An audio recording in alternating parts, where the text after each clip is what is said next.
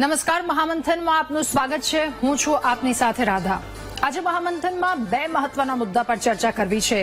એક સંયુક્ત કુટુંબનો મુદ્દો છે અને બીજો મુદ્દો જે પ્રકારે સમાજમાં લગ્નને લઈને ખર્ચાઓ કરવામાં આવી રહ્યા છે, ત્યારબાદ એક પરિવારની હાલત શું થાય છે એને લઈને ચર્ચા કરીશું. પરંતુ પહેલો મુદ્દો આપણો કે જેના પર વાતચીત કરવી છે, આજકાલ લગ્નમાં લાખો રૂપિયા પાણીની જેમ વપરાઈ રહ્યા છે. આપણે સૌ કોઈ જોઈ રહ્યા છે, જ્યારે પણ લગ્નમાં જઈએ ત્યારે એ તામઝામ લગ્નમાં જે કરવામાં આવે છે અને માત્ર જમણવારનો ખર્ચ 1.5 થી 2 લાખ રૂપિયા જેટલો થઈ જતો હોય છે. આ માત્ર જમણવારનો ખર્ચ થયો, ત્યારબાદ સોના દાગીનાની વાત કરી લો કે પછી ડેકોરેશનની વાત અને લગ્નના અનેક અઢળક ખર્ચા. એ પરિસ્થિતિ અને કોઈ પરિવાર પહોંચી શકે છે કે પરિવાર એને નથી પહોંચી શકતો, એ બધી બીજા નંબરની વાત થઈ જાય છે. પરંતુ પ્રથમ જગ્યા પર આવીને અત્યારની એવી પરિસ્થિતિ છે કે કરવું જ પડે છે, કારણ કે લોકોને બતાવવા માટે, એ સમાજમાં રહેવા માટે, અથવા તો દીકરા દીકરીની જે જીદ હોય છે એને પૂરી કરવા માટે. અમેરિકન ઇન્વેસ્ટમેન્ટ બેન્કિંગ અને કેપિટલ માર્કેટ ફર્મ કે જેમના દ્વારા એક રિપોર્ટ બહાર પાડવામાં આવ્યો.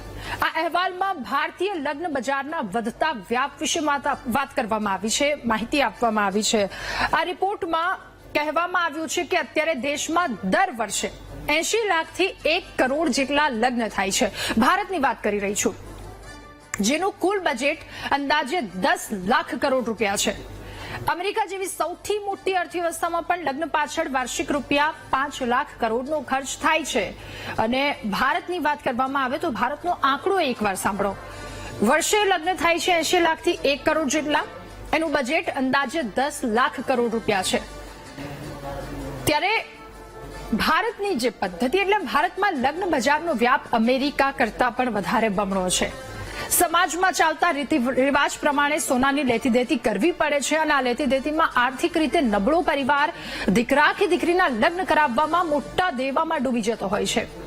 કદાચ આપણામાં એવું પણ કહેવામાં આવે છે કે એક વ્યક્તિ, એક બાપની જિંદગી એક ઘર લઈ લે અને એક દીકરા કે દીકરીના લગ્ન કરી લે, આટલું એ કમાય છે તો એ બધું કમાણી આમાં જતી રહી છે.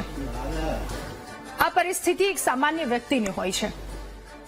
આ બધાની વચ્ચે કચ્છના લોડાઈ પ્રાથરિયા આહિર સમાજે ખૂબ જ સરાહનીય નિર્ણય લીધો છે.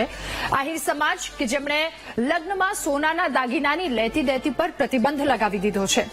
સોનાના ભાવ હાલ આસમાને છે અને આવા સંજોગોમાં સોનાની લેતી દેતી એક પરિવારને પરવડતી નથી. વ્યવહાર અને રીતિ રિવાજોની સાચવણીમાં કોઈ આર્થિક રીતે, સામાન્ય રીતે આ આર્થિક આહિર પરિવાર મૂંઝવણમાં ન મુકાય અથવા તો દેવામાં ડૂબી ન જાય, એ માટે સમાજ દ્વારા, સમાજના જે શ્રેષ્ઠીઓ છે તેમના દ્વારા, સૌ કોઈ દ્વારા ભેગા મળી આ એક ઉમદા નિર્ણય લેવામાં આવ્યો છે. ત્યારે આ નિર્ણય સરાહનીય છે, કારણ કે આટલી મોંઘી વસ્તુ, આટલી મોંઘી જે કરવામાં આવે છે લેતી દેતી, એ અમુક પરિવારોને નથી પરવડતી. વ્યવહાર અને રીતિ રિવાજોની સાચવણીમાં એક સામાન્ય વ્યક્તિ મૂંઝવણમાં મુકાઈ જાય છે, એ દેવામાં ન ડૂબે તે માટે આ નિર્ણય લેવામાં આવ્યો. હવે જમણવારનો ખર્ચ 6 થી વધારે વાનગી રાખવા પર 2.51 લાખનો દંડ ફટકારવામાં આવ્યો છે. જો 6 થી વધારે વાનગી રાખવામાં આવશે તો આટલો દંડ ફટકારવામાં આવશે. વરરાજા લગ્નમાં શેરવાની પહેરશે તો 1 લાખનો દંડ ફટકારવામાં આવશે. હલ્દી મહેંદી પર પણ આ સમાજ દ્વારા નિર્ણય લેવામાં આવ્યો છે કે હલ્દી અને મહેંદી તેમજ પ્રી વેડિંગ જો કરવામાં આવશે તો એના પર પ્રતિબંધ મૂકી દેવામાં આવ્યો છે. ત્યારે આહિર સમાજ દ્વારા આ એક મહત્વનો નિર્ણય લેવામાં આવ્યો છે અને એ વાતની સાથે, સવાલની સાથે ચર્ચા શરૂ કરીશું કે આહિર સમાજમાં કુરિવાજની સામે પહેલ શું છે અને આ પહેલ લોકો સુધી પહોંચવી કેટલી જરૂરી હતી.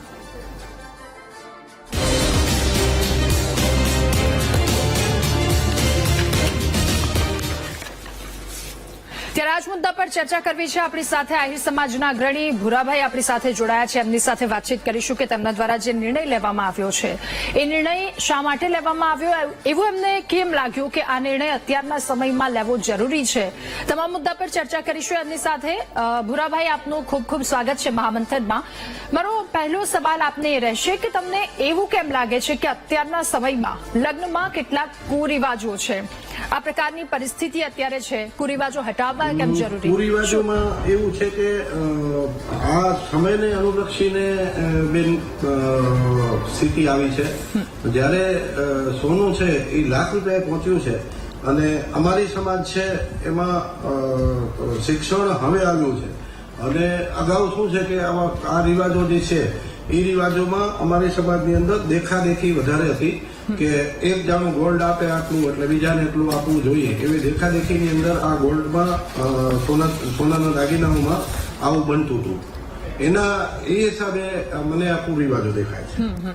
ઓકે, તો તમારા મતે લગ્નના એવા કયા રિવાજો છે જે ખોટા છે, જે ખર્ચાળ છે અને બિનજરૂરી રિવાજો છે? ખોટા ખર્ચાળમાં જો કહું તો હલ્દી રસમ છે કે મહેંદી રસમ છે કે પ્રી વેડિંગ છે, પછી જમણવારની અંદર ઘણી બધી આઈટમો રાખી અને જે ખર્ચાળ જે જમણવાર રાખવામાં આવે છે કે અમારે જે રિસેપ્શન રાખી છે જ્યારે જમવાનું ત્યારે એ ભોજન સમારંભમાં જે બધી ખોટી વસ્તુઓ રાખીને આ એક દિવસનું માનીએ કે 2 કલાક માટેનો પ્રોગ્રામ માનીએ 2 કલાકમાં જે કઈ ખર્ચાળ થાય છે એ ખર્ચાળને હું ખોટા ખર્ચા માનું છું. ઓકે, તો કેટલાક સમાજમાં દાગીના આટલા આપવા જ પડશે, આટલા તોલા સોનું મૂકવું જ પડશે, લેવા મુદ્દે ફરજ પાડવામાં આવે છે, તો એ મુદ્દે આપનું શું કહેવું?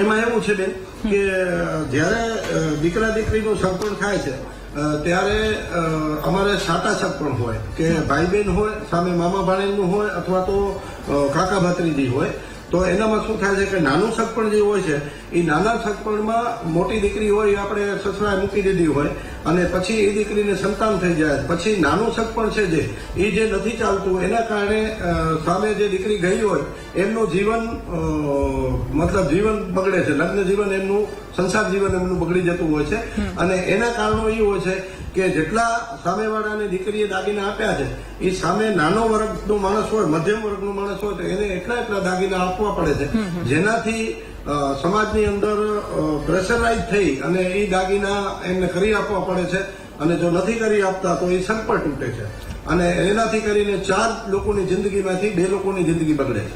ઓકે, તો શેરવાની લઈને પણ એક નિર્ણય લેવામાં આવ્યો છે. લગ્નમાં વરરાજાના શેરવાની પહેરવા પર પ્રતિબંધ મુકાયો છે. એની પાછળનો તર્ક શું? કારણ કે લગ્નમાં શેરવાની અત્યારના સમયમાં બહુ સામાન્ય વાત છે. એમાં બેન એવું છે કે લગ્ન શેરવાની છે બધા મધ્યમ વર્ગના અને ગરીબ લોકો લઈ નથી શકતા અમારી સમાજમાં, એટલે એ ભાડે મંગાવે છે. હવે ભાડેમાં એવું હોય કે એક વખત આપણે જે આપણા ધર્મ પ્રમાણે, આપણા શાસ્ત્ર પ્રમાણે માનીએ તો જે છે એ લગ્નમાં જે દીકરી પહેણે એને આપણે જે કાંઈ કહેતા હોય આપણી સમાજની અંદર કે એ ઘરટોળો કહીએ કે એને જે કાંઈ કહેતા હોય એ એક પહેર્યું હોય, એક યુઝ કર્યું હોય, એટલે એ વસ્તુ જે બીજાની યુઝ કરેલી વસ્તુ છે એ દીકરીએ એકવાર પહેરી લીધું હોય, પછી 2 વાર પહેર્યું હોય, બીજા ભાડે લઈને પહેર્યું હોય, એટલે 2-4 વખત 5 વખત પહેરાણું હોય અને પછી એ દીકરી એ પહેરીને જો ફેરા ફરે તો હું એને માનું છું કે યોગ્ય નથી. ઓકે, તો ઘણા એવા સારા નિર્ણયો છે જે આપના સમાજ દ્વારા લેવામાં આવ્યા છે, પણ શેરવાની પહેરવા પર 1 લાખ રૂપિયાનો દંડ કે જેની વસૂલાત કરવામાં આવશે, શું આ વાત યોગ્ય લાગે છે આપને? હા, ચોક્કસપણે યોગ્ય એટલે લાગે છે કે આનામાં મારી સમાજમાં હું પ્રમુખ છું તો આ જે કાંઈ વિષય છે એ સમાજે જ મૂક્યું છે, પ્રજાએ જ મૂક્યું છે કે આપણે આવું ન કરવું જોઈએ. આવું કરવાવાળા અમુક અંશે છે, બહુ નથી. જે અમુક અંશે આવું વિચારતા હોય કે આપણે શેરવાની લેવી છે અને શેરવાની પહેરવી છે. અને બીજું એ છે કે અમારી સમાજનું, અમે એક આહિર સમાજમાંથી આવીએ છીએ એટલે અમારી સંસ્કૃતિ જાળવાઈ રહે અને અમારો જે અસલી પહેરવાશ છે, જેમ કે હમણાં મહારાષ્ટ્ર થયું હતું દ્વારકા, એ મહારાષ્ટ્રથી અમે આહિર તરીકે આહિરાણી ઓળખાણી છે, એમ અમારું આહિરાણીની આ ઓળખ છે જે રામરામી છે અમારે, એ પણ આહિરની ઓળખ છે અને આહિરાણી પહેરે આહિરાણીની ઓળખ છે. અને આ જે છે વસ્ત્રો અમારા એ આજે વિશ્વ લેવલે કે જ્યાં સુધી આ જે વિશ્વની અંદર અમારા આહિરનો પોશાક છે એ વખણાતો પોશાક છે અને એ પોશાકને અમે ગુમાવવા નથી માંગતા, એટલે શેરવાનીને અમે તિલાંજલિ આપી. બિલકુલ. ભૂરાભાઈ, સવાલ એ પણ પૂછવો છે કે અત્યારના સમયમાં શહેરોમાં પ્રી વેડિંગ શૂટનો બહુ ટ્રેન્ડ ચાલે છે, એના પર પ્રતિબંધ મૂક્યો છે, તો એની પાછળનો આપનો ઉદ્દેશ્ય શું છે? પ્રી વેડિંગમાં એવું છે બેન કે અમારે સમાજની અંદર હમણાં જ 2 વર્ષ થયા પ્રી વેડિંગ ચાલુ થઈ છે, 2 થી 3 વર્ષ થયા, વધુને 3 વર્ષ થયા છે. અને 3 વર્ષની અંદર આ પ્રી વેડિંગ છે. તો હું એ વિચારધારાનો છું અને અમારી આહિર સમાજ, અમારી સંતાન એવા હોવા જોઈએ અને અમે એ કરતા હોઈએ કે અમારી પ્રી વેડિંગ પાછળ જે આ ખોટો વેસ્ટ ખર્ચો થાય છે એના કરતા એ ખર્ચો જે છે લગ્નમાં જેટલા ખોટા વેસ્ટ ખર્ચા છે એ અમે ધાર્મિક ગાયોને ચારો આપે અથવા તો એ ઘરમાં બચત થાય. તો એ દીકરીને હું તો એ માનું છું કે દીકરીને જે કાંઈ આપવું હોય એ એફડી કરાવી આપો. અને મોટા વડીલો હોય જેને કે આજે આર્થિક સદ્ધરતા વાળા મા બાપ છે એમને ખરેખર તો ક્યાંક પ્લોટ લઈ દેવું જોઈએ. યા અમારે ખેતીનો અમારો વિષય છે આહિર સમાજનો, તો એને 2 એકર ભલે તમે જમીન લઈ દો તો એ ભવિષ્ય માટે એને મદદરૂપ થશે અને એના માટે એનું જે છે ને કમાવાનું એક સાધન મળી. ઓકે, આપને એ પણ સવાલ પૂછવો છે ભૂરાભાઈ કે હલ્દી અને મહેંદી આ બેને લઈને પણ નિર્ણય લેવામાં આવ્યો છે. આ બંને એક રીતે જોઈએ તો દુલ્હન માટે એક સ્વપ્ન સમાન હોય છે, સપનું હોય. મહેંદી અને પીઠી એવી વસ્તુ છે જેના વગર લગ્નની વિધિ અધૂરી કહેવાય. તો આ રીતિ રિવાજ પર પ્રતિબંધ મૂકવો આપને કેટલો યોગ્ય લાગે છે? એમાં બેન એવું છે કે હલ્દીની રસમ છે એ રસમમાં ભલે ને દીકરી બેઠી હોય તો એને ગાલે આપણે હલ્દી લગાવીને અમારે પહેલા ક્યાં હતું, અમારા બાપ દાદાએ અમારા હમણાં હલ્દી 2 વર્ષથી આવી છે. આના અગાઉ અમારો ઘર સંસાર બરાબર ચાલ્યું છે અને અમારી સમાજમાં એવું છે કે અમને કૃષ્ણ ભગવાને કીધું છે કે તમે વર્ણ જેને કહીએ ને મુહૂર્ત વગરનું, કે અમારે વર્ષમાં એક જ વખત લગ્ન થતા હોય છે અને એમાં અમારે મુહૂર્ત આહિરોને મુહૂર્ત કઢાવવાની કોઈ જરૂર પડતી નથી. એટલે અમારે વર્ષમાં એક વખત અંધારી તેરસ છે અમારા કૃષ્ણ ભગવાને એમને કીધેલું છે કે તમારો 1 વર્ષમાં ગમે ત્યારે લગ્ન એક જ દિવસ કરી શકો છો. એમાં અમારું મુહૂર્ત છે. અમારા ભેગો કાળિયો ઠાકોર બેઠો છે એટલે અમારે કોઈ આ વિષયમાં આ એક અજ્ઞાનતા જેવી મારા માટે આ વાત છે કે આ એક અજ્ઞાનતા છે અને આ અંધશ્રદ્ધા છે કે આપણે મહેંદીની રસમ હોવી જોઈએ. ઓકે, ઠીક છે. હાલના સમયમાં દેખાદેખીના કારણે લગ્નમાં ખોટા ખર્ચા કરવામાં આવે છે. ઘણા એવા પરિવાર છે જેમની આર્થિક સ્થિતિ એટલી બધી સારી નથી હોતી, પણ દીકરા દીકરીની જીત અથવા તો સમાજમાં ખરાબ ન દેખાય એના માટે તેઓ ખર્ચા કરવા મજબૂર બને છે. તો એના વિશે આપ શું કહેશો, આ પરિસ્થિતિ વિશે?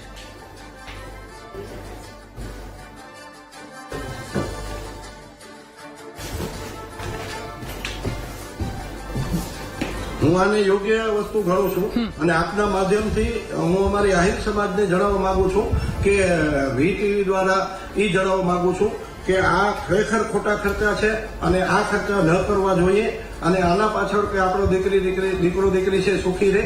અને જ્યારે આ અમારે દાગીના પ્રથા બંધ થશે ત્યારે અમારે સાટાસટ પણ લેવા બંધ થશે, જેનાથી કરીને કોઈનું જીવન બગડે નહીં. અને ખાલી માત્ર અને માત્ર અમારે 3 જ દાગીનાનો નિર્ણય લેવાનો છે કે એક તો રામરામી છે, અમારી ઓળખાણ છે, એ પણ 38 ગ્રામની એટલે 4 તોલાની. મંગળસૂત્ર છે 38 ગ્રામ 4 તોલાનો. અને કાનનું જે નાનું દાગીનું હોય એ અને પગમાં ચાંદીના સાંકડા કે ઝાંઝર હોય. આનાથી કરીને જ્યાં 25 થી 40 લાખ રૂપિયાનો જ્યાં વહીવટ થતા હતા, દાગીના દેવાતા હતા, એની જગ્યાએ 8 થી 9 લાખ રૂપિયાના દાગીના થાય છે.